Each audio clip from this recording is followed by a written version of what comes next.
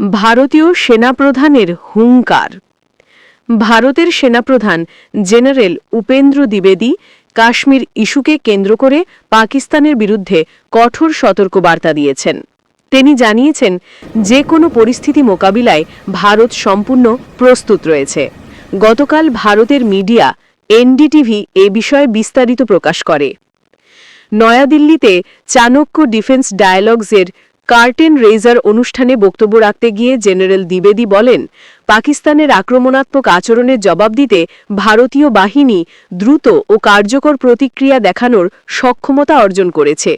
সাম্প্রতিক অপারেশন সিন্দুরের কথা উল্লেখ করে তিনি বলেন, এটি ছিল মাত্র ৮৮ ঘণ্টার একটি ট্রেলার, যা ভারতের প্রস্তুতির প্রমাণ রাখে। তিনি সতর্ক করে বলেন, যুদ্ধ কতদিন স্থায়ী হবে তা কেউ বলতে পারে না। এবার ৮৮ ঘণ্টা, কিন্তু ভবিষ্যতে তা ৪ মাস কিংবা ৪ বছরও হতে পারে। তাই দীর্ঘমেয়াদী সংঘাতের সম্ভাবনায় পর্যাপ্ত খাদ্য, অস্ত্র, গোলাবারুদ ও সরঞ্জাম মজুত রাখা জরুরি। পাহেলগামের তার সন্ত্রাসী হামলার পর ভারত নিরাপত্তায় নতুন নরমাল তৈরি করেছে বলে মন্তব্য করেন সেনাপ্রধান। তার ভাষায়, রাষ্ট্রীয় পৃষ্ঠপোষকতায় সন্ত্রাসবাদ উৎসাহিত করা হলে ভারত কঠোর ব্যবস্থা নিতে বাধ্য হবে। কথা ও সন্ত্রাস একসাথে চলতে পারে না বলেই তিনি পাকিস্তানকে সতর্ক করেন।